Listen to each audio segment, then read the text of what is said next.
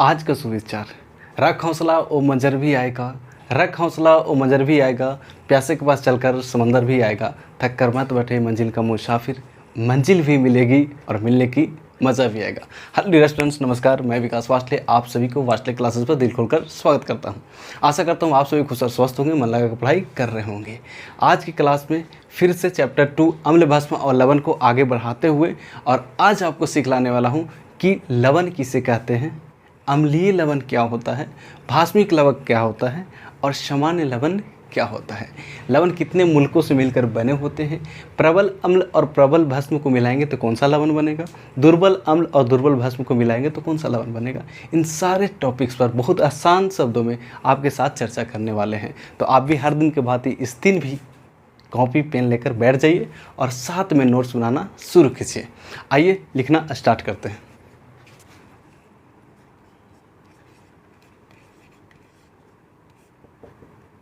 साथ साथ लिखिए, इसके बाद आपको हम समझाएंगे, ठीक है। चलिए, लवण किसे कहते हैं लिखिए। जब अम्ल भस्म के साथ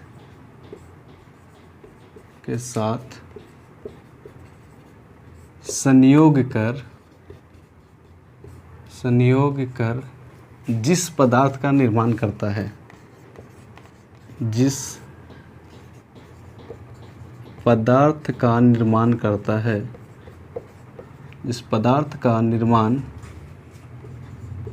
करता है तो उस पदार्थ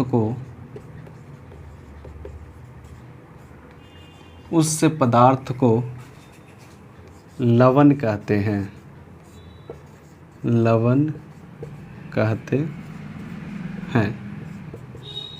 ठीक है।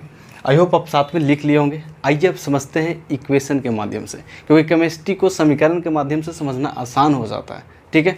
आइए, एक इक्वेशन कह रहा है क्या कि जब अम्ल जो है भस्म के साथ संयोग करेगा और अम्ल भस्म के साथ संयोग करके जिस पदार्थ का निर्माण करता है उसी पदार्थ को हम लवण कहते हैं। तो आइए एग्जांपल से समझते हैं। एक अम्ल लेना होगा तो हम एक अम्ल लेते हैं HCl, जिसको बोलते हैं हाइड्रोक्लोरिक अम्ल, और एक भस्म लेना होगा। और हम आपको कई बार बता चुके हैं कि जिस फार्मूला में H लगा हुआ वो अम्ल होगा, जिस फार्मूला में OH लगा हुआ वो भस्म होगा, और जिसमें ना तो H है ना तो OH है वो लवण होता है। ये 80 से 90% सही है, 100% नहीं बोल रहे, 80 से 90% ही सही होता है, ठीक है। तो एक ले लेते हैं भस्म, NaOH, सोडियम हाइड्रोक्साइड।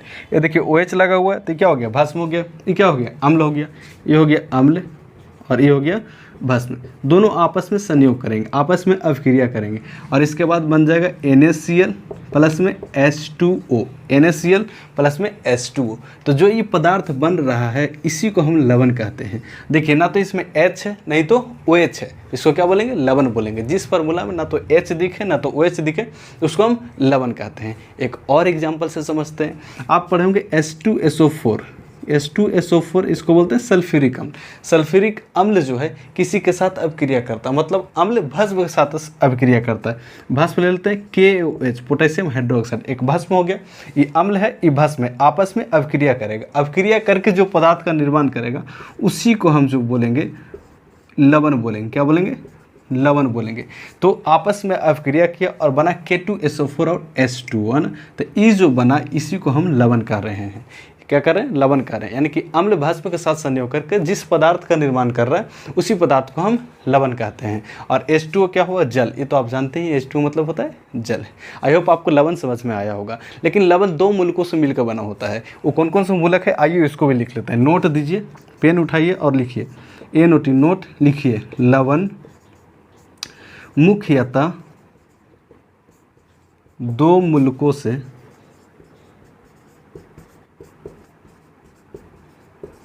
मिलकर बना होता है, ठीक है। फर्स्ट अम्लीय मूलक,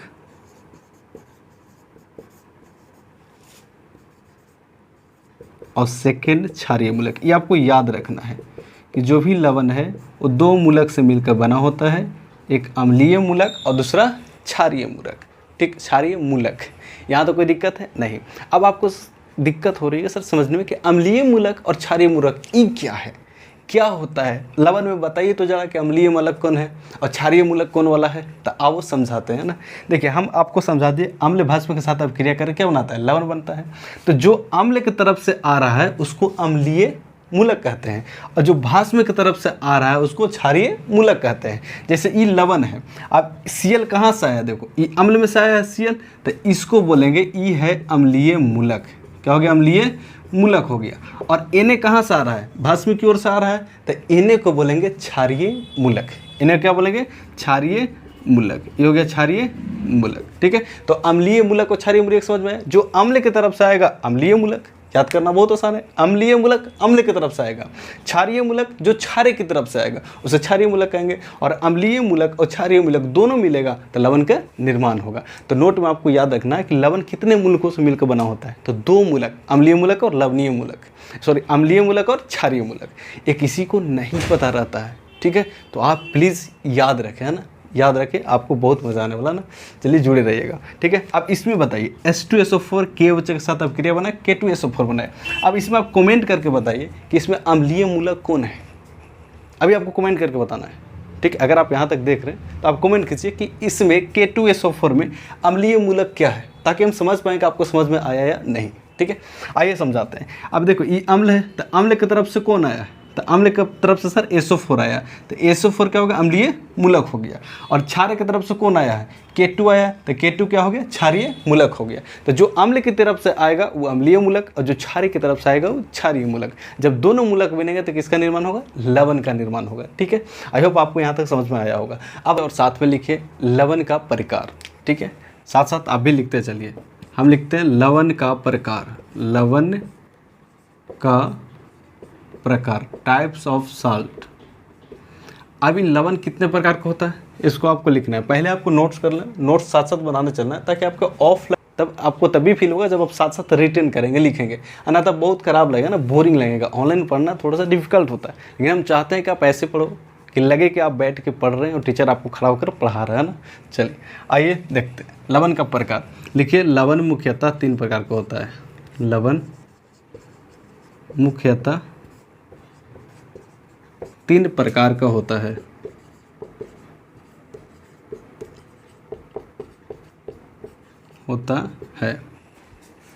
फर्स्ट अम्लीय लवण, सेकंड क्षारीय लवण,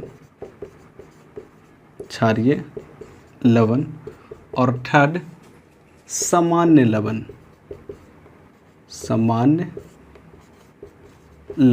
ठीक है। यहाँ तक लिख लिए। फर्स्ट देकर डैश दीजिए। फर्स्ट लिखिए अम्लीय लवण,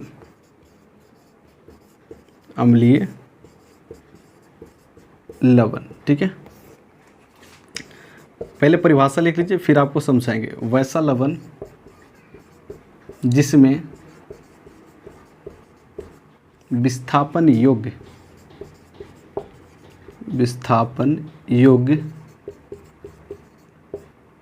H+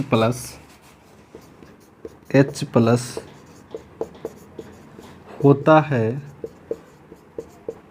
तो उस लवण को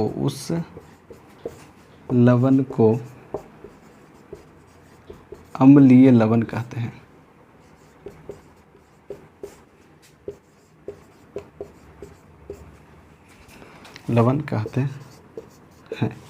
एग्जाम्पल NaHSO4, KHSO4, Na2SPO4, ठीक है। आई होप आप लिख लिए होंगे ना। लवण आपको बताएं कि लवण क्या होता है, तो लवण 2 मूलकों से मिलकर बना होता है, अम्लीय मूलक और भाष्मीय लवक।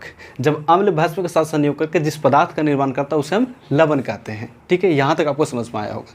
अब लवण की प्रकार, लवण मुख्यतः 3 प्रकार का होता है। पहला लवण, दूसरा क्षारीय लवण और तीसरा सामान्य लवण। अब अम्लीय लवण किसे कहते हैं उसको थोड़ा सा समझते हैं। करके वैसा लवण जिसमें विस्थापन योग्य H+ आयन होते हैं, मतलब हाइड्रोजन आयन होते हैं, तो उस लवण को अम्लीय लवण कहते हैं। मतलब वैसा लवण हो जिसमें से हाइड्रोजन विस्थापित हो जाए।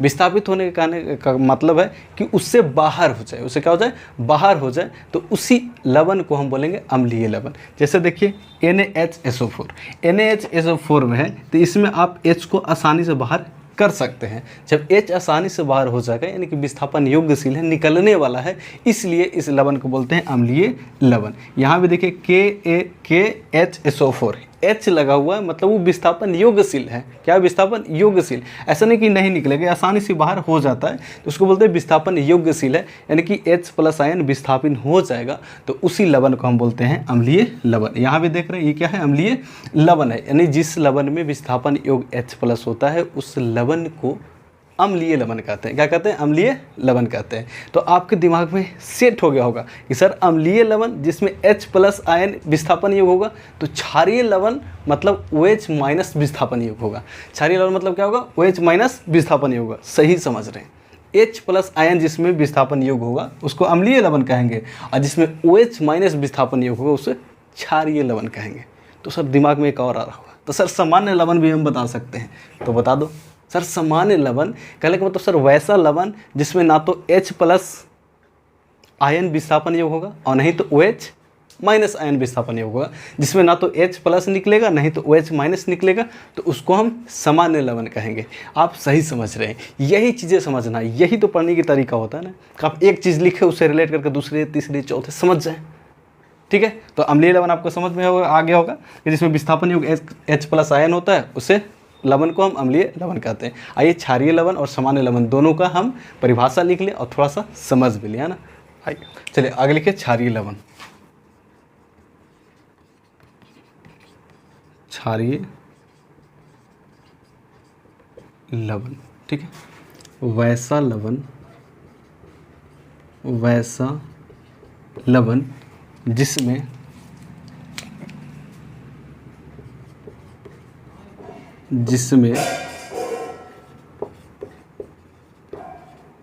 विस्थापन योग्य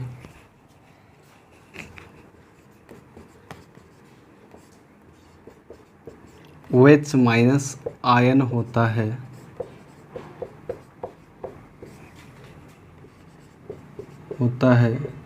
तो उस लवण को क्षारीय लवण कहते हैं। क्षारीय लवण कहते हैं। एग्जाम्पल सर BaOHCl, MgOHCl, सब में OH लगा देना ना, CaOHCl, ठीक है, ये सब क्या है, तो क्षारीय लवण है। यानी सर वैसे लवण जिसमें विस्थापन योग्यशील OH- दिखे तो उसे हम कहते हैं, OH दिखे ना, OH दिखे तो उसे क्या कहते हैं, हम क्षारीय लवण कहते हैं। क्या कहते हैं, क्षारीय लवण कहते हैं। इसमें विस्थापन योग OH है, जैसे होगा आसानी से OH बाहर हो जाएगा, इसमें से OH बाहर हो जाएगा, इसमें से OH बाहर हो जाएगा, तो जिसमें विस्थापन योग्य OH रहता है उसको हम कहते हैं क्षारीय लवण। क्या कहते हैं, क्षारीय लवण कहते हैं।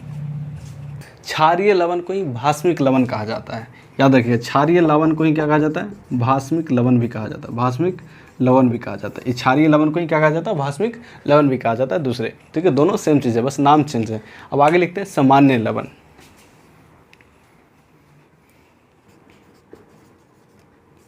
एक हेडिंग दीजिए सामान्य लवण। वैसा लवण जिसमें विस्थापन योग्य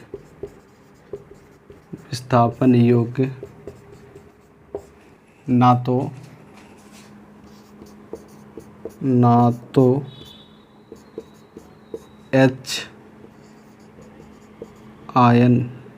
आयन होगा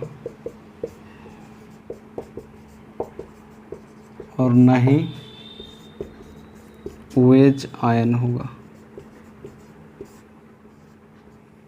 वैसा लवण जिसमें विस्थापन योग ना तो H आयन होगा और न ही OH आयन होगा, तो उस लवण को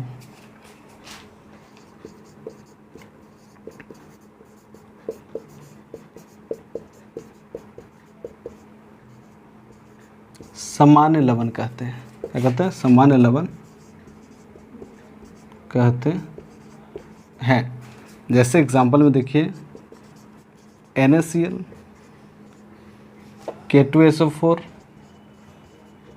ठीक है। ये सब क्या है, सामान्य लवण है। सामान्य लवण कहने का मतलब वैसे लवण जिसमें विस्थापन योग ना तो H आयन होगा और नहीं तो OH आयन होगा, जिसमें ना तो H होगा नहीं तो OH निकलेगा, उसको बोलेंगे सामान्य लवण, ठीक है।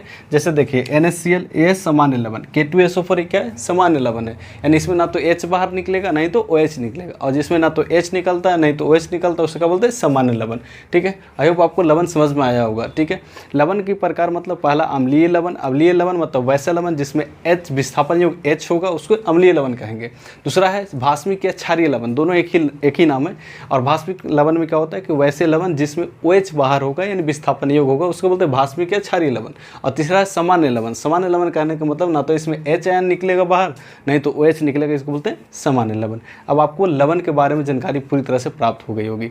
अब देखते हैं कि प्रबल अम्ल और प्रबल भस्म को मिलाएंगे तो क्या बनेगा, है ना।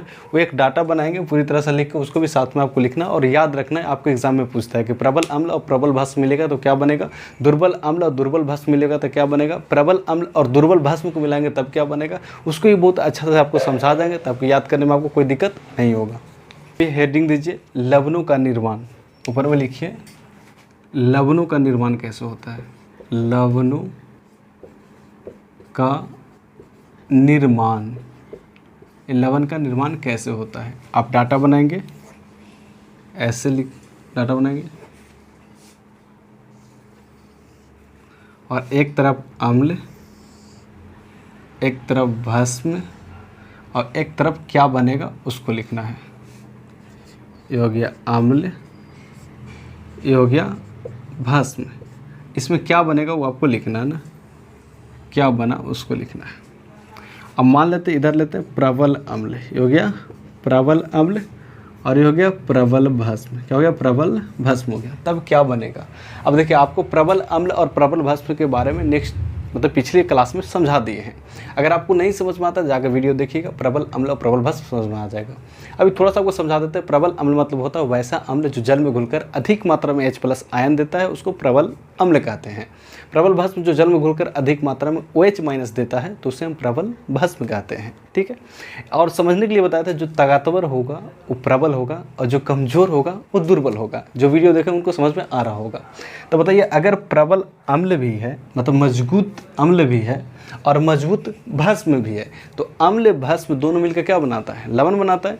और दोनों मजबूत है, अम्ल भी मजबूत है वो भी बरियार है और भस्म वाला भी मजबूत है यानी को भी बरियार है। तो दोनों हारेगा नहीं, बरेगा नहीं ना हारेगा, तो इन्हें इसलिए हारेगा नहीं, इसलिए जो दोनों मिल के बनेगा वो लवण उदासीन लवण हो जाता है, या फिर उसको सामान्य लवण कहेंगे। क्या बोलेंगे, उदासीन लवण या सामान्य लवण। उदासीन लवण या सामान्य लवण, यहाँ पे आप लवण लिख सकते हैं ना, लवण लिख दीजिए। अम्ल भस्म और लवण हो गया, तो उदासीन लवण या सामान्य लवण होता है, ठीक है। अब देखिए अब लेते हैं प्रबल अम्ल, प्रबल अम्ल और इसको लेते हैं दुर्बल भस्म। यानी कि प्रबल मजबूत वाला अम्ल लिए हैं और कमज़ोर वाला भस्म लिए हैं। तो बताओ जे मजबूत होगा वही जीतेगा। अरे पटका पटकी होगा, लड़ाई होगा तो कौन जीतता है, जो मजबूत वाला होगा। उसी तरह से लवण में बताना है कि कौन सा लवण होगा, अम्लीय लवण, भास्मिक लवण या सामान्य लवण या उदासीन लवण। तो उसमें दोनों बरियार था इसलिए सामान्य लवण हो गया यानी उदासीन लवण हो गया। लेकिन इसमें प्रबल अम्ल है यानी कि ई वाला जीत जाएगा और ई वाला हार जाएगा। मतलब प्रबल है मजबूत है तो किसका मात्रा ज़्यादा होगा, अम्ल का। इसलिए जो बनेगा उस समय अम्लीय लवण बनेगा। कैसा लवण बनेगा, अम्लीय लवण बनेगा। आई होप आपको समझ में आ रहा हो। जो मजबूत होगा उसी का गुण आ जाता है और जो कमज़ोर होता है हार जाता है, यानी कि जीता ई, इसलिए अम्लीय लवण होगा। यहाँ पे दोनों बरियार था इसलिए उदासीन लवण या सामान्य लवण उसको कह सकते हैं, ठीक है। अब नेक्स्ट स्थिति लेते हैं। अब देखिए ई प्रबल हो गया। अब इसको लेते हैं दुर्बल, क्या लेते हैं, दुर्बल, और इसको भी लेते हैं दुर्बल। अब दोनों कमज़ोर हो गए। बताओ ये भी कमज़ोर, ये भी कमज़ोर, दोनों कमज़ोर। जब दोनों कमज़ोर होगा तो फिर उसमें हार जीत की तो बात ही नहीं हुई।